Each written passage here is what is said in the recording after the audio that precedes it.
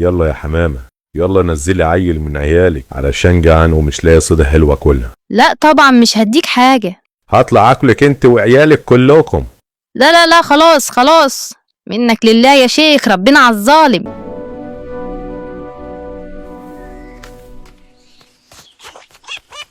مالك يا ست الكون قاعدة مكشرة وزعلانة ليه؟ الدنيا مش مستاهلة. يا اخويا انا في مصيبة، كل ما البيض يفقس والفراخ تكبر يجي لي الثعلب المفترس تحت النخلة ويفضل يهددني ويقول لي هطلع اكلك انت وعيالك، فبخاف وبرميله العيال عشان انجب نفسي. بس كده بيحلها بسيطة عمدي جدا. اعمل ايه يعني؟ ده ثعلب بقه على الفاضي، لما يجيلك المرة الجاية وليله مش هرمي لك عيالي، ولو راضي يطلع لي امتى، ولو طلعت ما هطير واسيب لك العيش فاضي. ورينا هيعمل ايه بقى. صدق فكرة، شكرا يا حكيم الطيور. يا حمامة يلا زي ما تعودنا، ارميلي الفراخ بدل ما اطلع افرمكم كلكم. لا يا حبيبي مش هرمي حاجة، ولو شاطر اطلع لي، ولو طلعت انا هطير وانجب نفسي.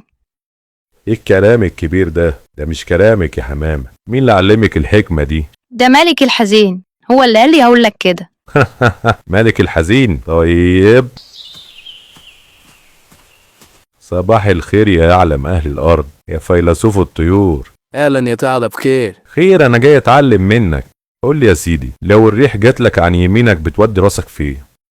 عن شمالي طبعا. طب لو جاتلك عن شمالك؟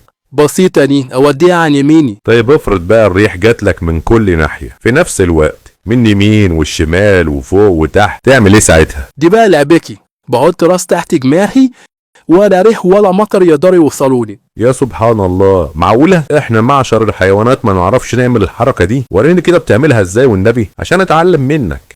اتفرج يا سيدي وتعلم.